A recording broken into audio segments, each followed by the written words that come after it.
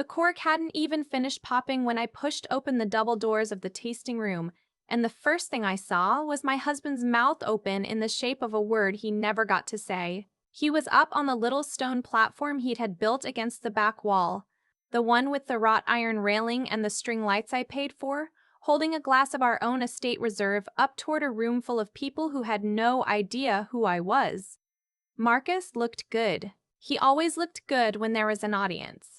Tailored charcoal blazer, the watch I'd given him for our 5th anniversary, that easy grin he used on investors and waitresses alike. And standing half a step behind him, with one hand resting on the swell of her stomach like she was posing for a magazine, was Haley, 26 years old, my husband's marketing consultant, the girl whose car payments had somehow started showing up on a credit card I co-signed. For one full second, nobody moved. The jazz trio in the corner kept playing. Somewhere a server froze with a tray of stuffed mushrooms. Then Marcus's eyes landed on me, and that grin slid right off his face like wax off a hot candle. "What is she doing here?" he said. Not a question, an accusation. He set his glass down so hard the wine sloshed over the rim and onto the white tablecloth, and he came down off that platform fast, jacket flaring, voice already climbing. "You weren't invited. This is a private launch event. You need to leave before you embarrass yourself." I didn't say anything. I just held the door, because right behind me, filing and 2 at a time, were 6 people. And they were not caterers. The first 2 wore the tan and brown of the county sheriff's office. The next 2 wore polos with the logo of a commercial recovery firm. And the last 2 were attorneys. Mine, in a navy suit with a leather folio under her arm, and a court-appointed officer holding a clipboard. Marcus stopped walking like he'd hit a wall of glass. "Marcus," I said, and I was surprised at how calm I sounded, because inside my chest my heart was going like a hummingbird. "I'm not here to embarrass anybody. You're doing that just fine on your own. Let me back up. Because if you only saw that moment, you'd think I was the villain crashing a party. And for a long time, that's exactly what Marcus wanted everyone to believe. My name doesn't matter as much as the numbers do, so I'll give you the numbers. $680,000. That's what I put into Hollow Creek Vineyard over 4 years.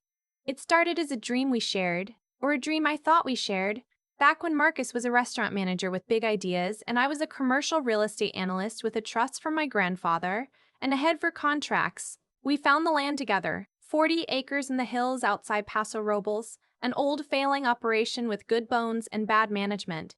Marcus would run it. I would fund it and handle the business side. That was the deal.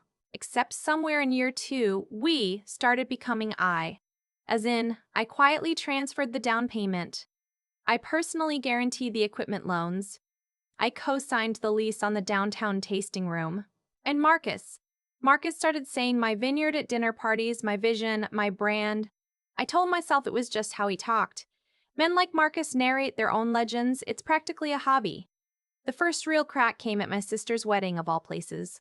I overheard my mother-in-law, I'll call her, what the family called her, the matriarch, telling a cousin that I was a sweet girl but really just the financing. She said it the way you describe a bank, not a person.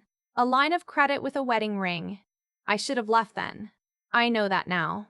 But I'd spent my whole adult life being the responsible one, the steady one, the one who reads the fine print so nobody else has to. And I had convinced myself that responsibility was the same thing as love. So I stayed. I kept signing. I kept funding the dream that had quietly stopped including me. Then came the grand opening of the new tasting room. I found out about it the way you find out your husband has been lying, by accident, through someone who assumed you already knew. My cousin texted me a photo. Saw the announcement. So exciting. When's the party? Attached was a glossy invitation. Hollow Creek Vineyard, grand reopening gala. There was a date on it. A date that had already happened, 11 days earlier.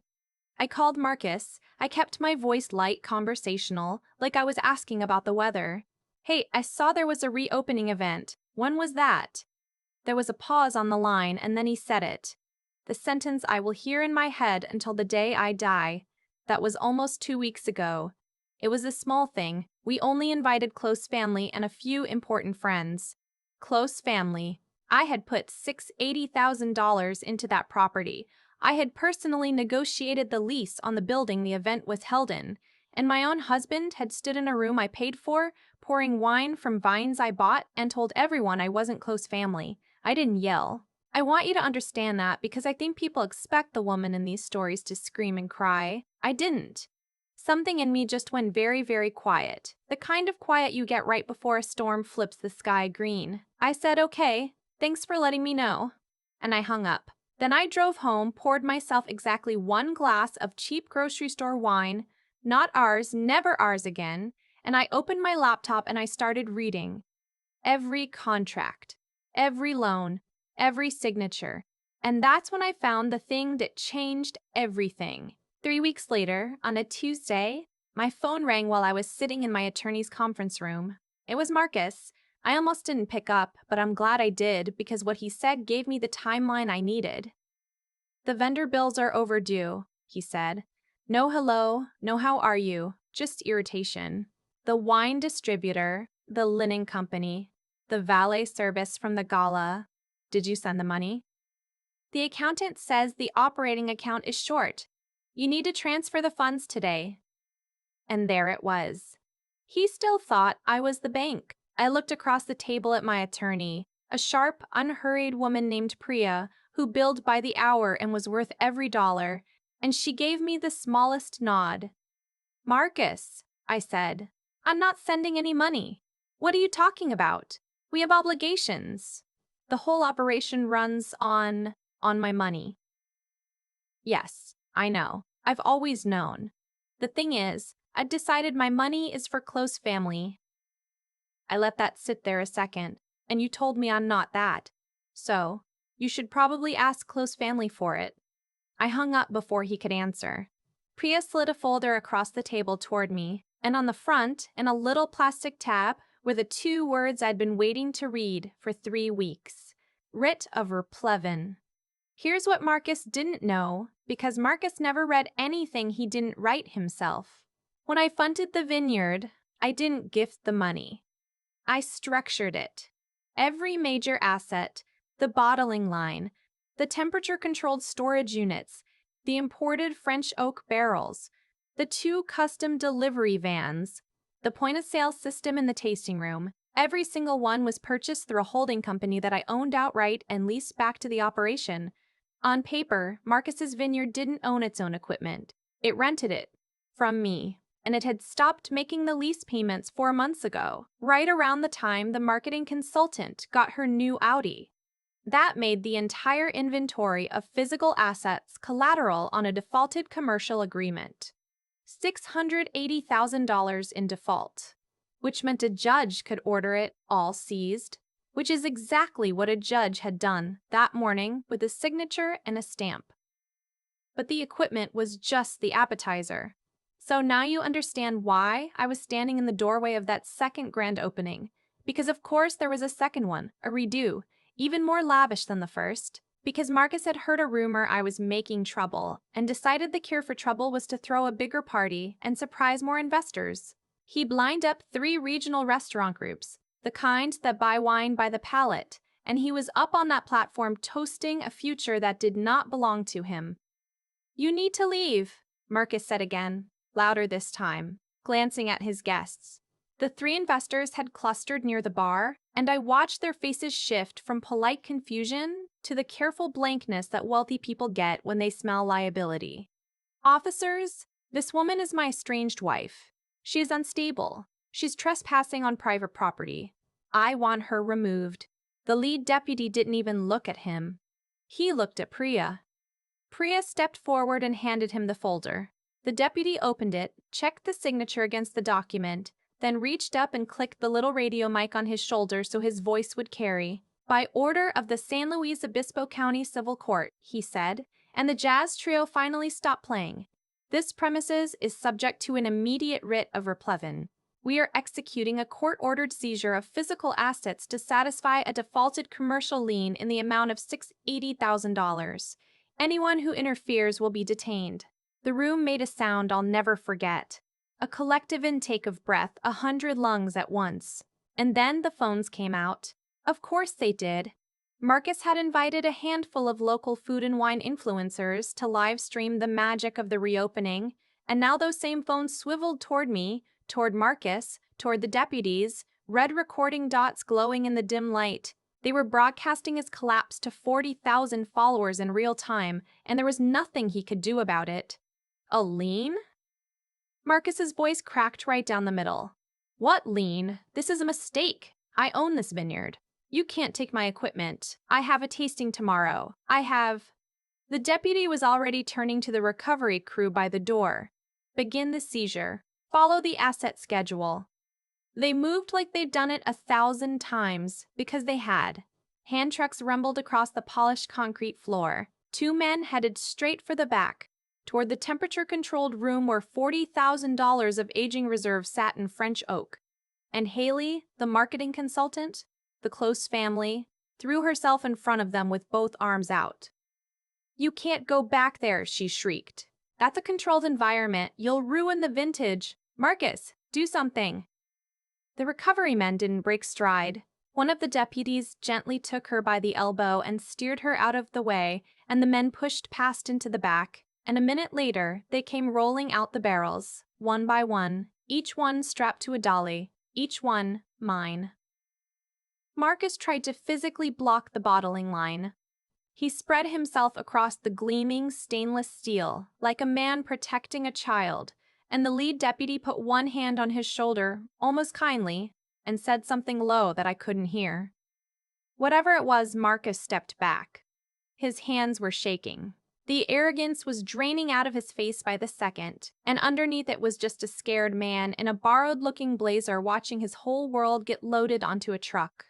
The investors put on their coats. He saw them weaving and lunged across the room, and this part I did hear, every word, because by then the room had gone dead silent.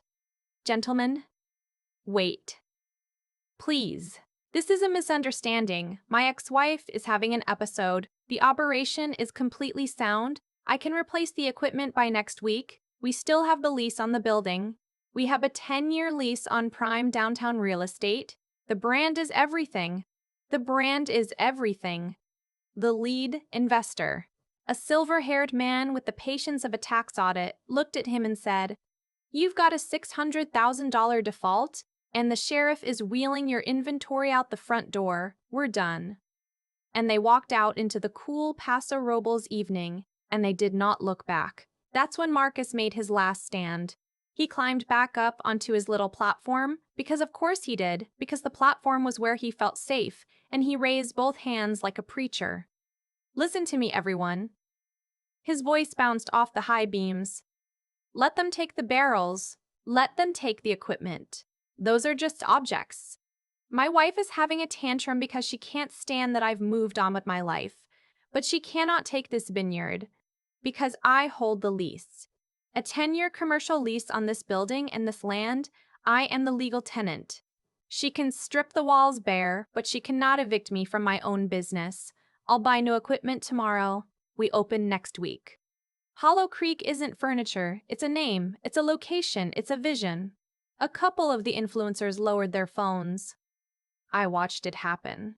He was getting to them. The narrative was reassembling itself in real time. Brave entrepreneur, bitter ex-wife, resilience in the face of betrayal. He could see it working, and that awful triumphant smile started creeping back onto his face. I let him have it. I let him have a full 5 seconds of it. Then I walked to the center of the room. You're right about one thing, Marcus, I said, and my voice carried clean across the silence. You signed a 10-year commercial lease on this building, ironclad. You signed it with a company called Sandstone Hospitality Holdings.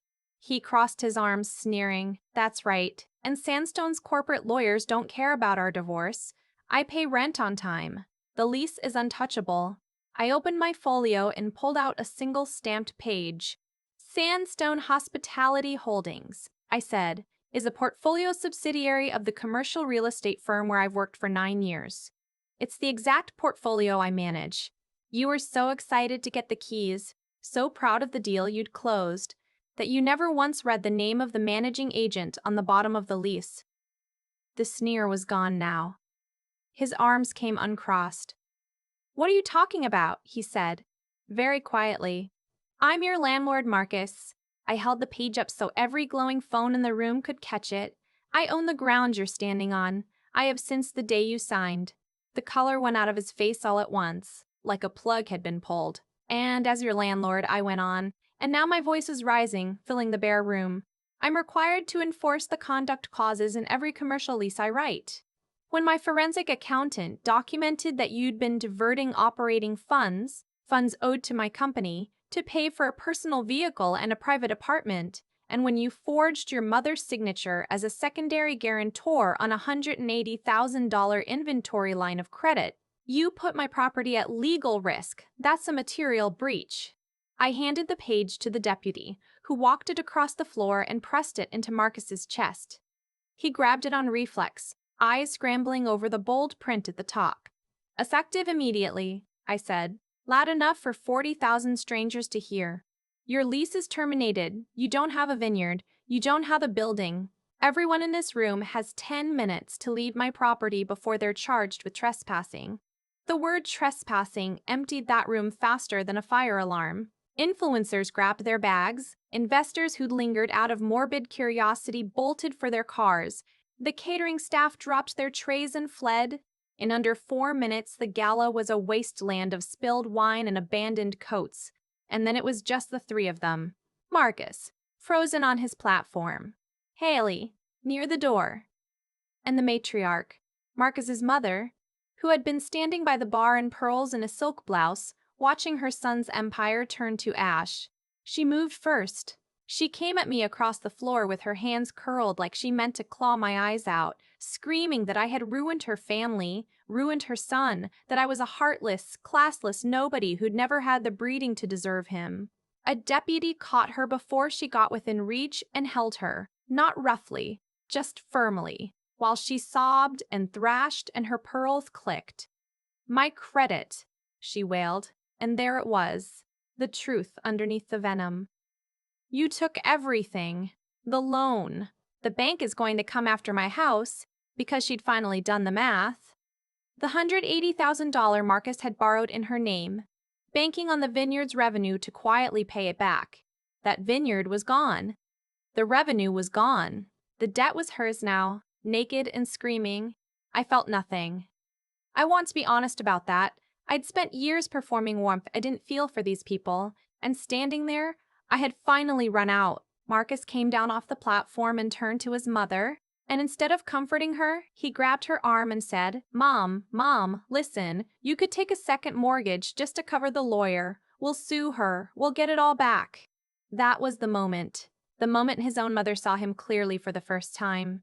He wasn't asking how to fix what he'd done to her. He was asking her to bleed a little more so he could keep fighting. She slapped him.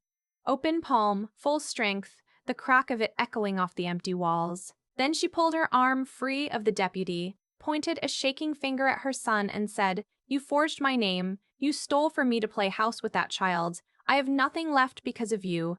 Don't you ever call me again." And she walked out into the dark, which left Haley. Marcus turned to her with the desperate hope of a drowning man spotting a piece of driftwood. "Haley, baby, listen, we can rebuild. I'll declare bankruptcy, wipe the debt, get a job at another vineyard. We still have each other. We still have the don't," Haley said. "Touch me." Her voice was completely different. Gone was the soft, breathy victim from the live stream videos. What came out now was flat and cold and bored. She looked him up and down like he was something she'd stepped in. "You told me you were a millionaire," she said. "You told me you owned all of this. You told me your wife was a bitter old hag who'd be paying you alimony by Christmas." She gestured at the empty, stripped room. "You've got nothing, Marcus. You don't even own the car I drove here."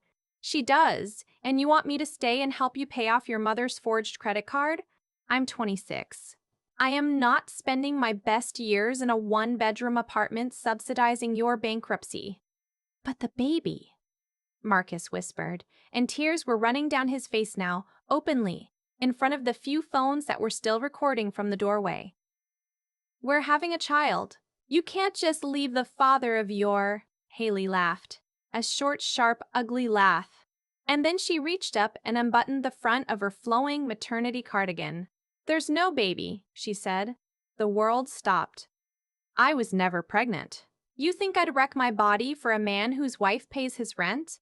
She patted her stomach, and under the loose fabric you could see now what it really was. A soft prosthetic, a foam shape, the kind they sell online for $40. You wanted to be a hero. You wanted a reason to leave her and feel noble about it, so I gave you one. The sonogram was $20. I bought it the same afternoon you handed me the keys to the Audi. I needed you locked in until the Vineyard turned a profit so I'd get my cut. But the cut's gone now.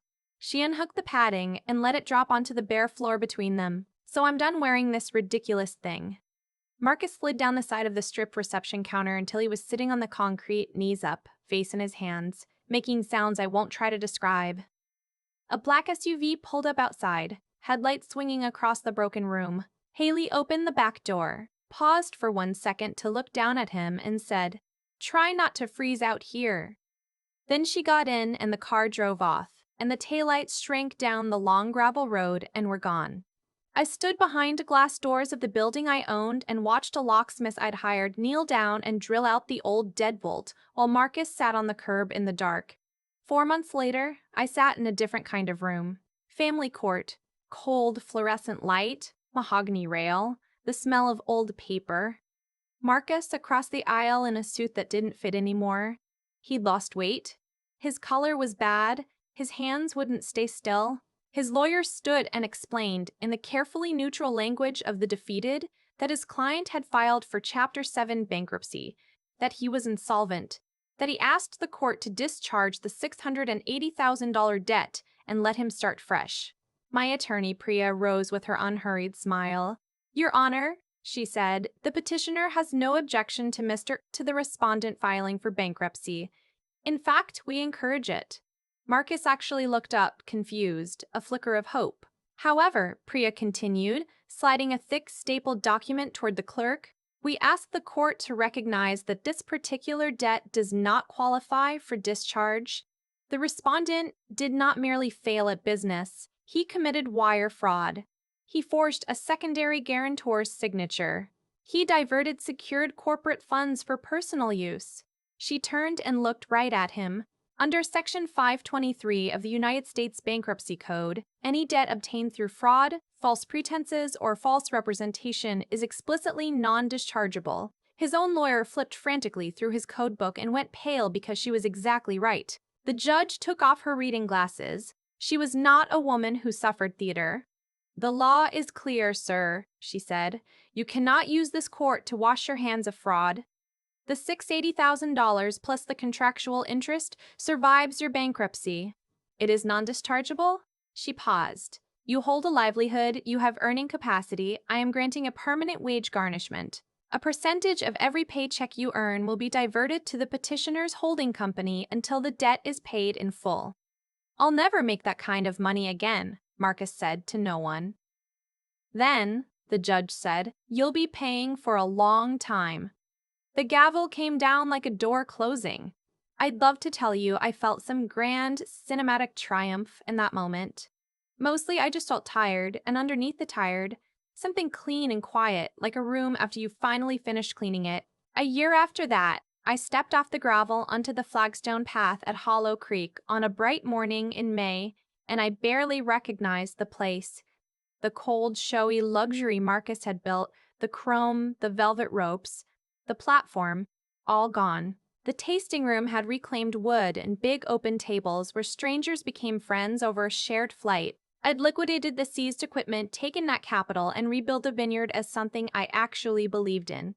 A small, honest operation that hired local, paid fair, and put a portion of every bottle's profit toward a scholarship fund for the kids of farm workers in the valley. Within the first 8 months, we were turning more profit than Marcus ever projected for his fantasy. My phone buzzed in my pocket while I was checking the spring buds on the oldest block of vines. A banking alert. A deposit had cleared. It was Marcus's garnishment.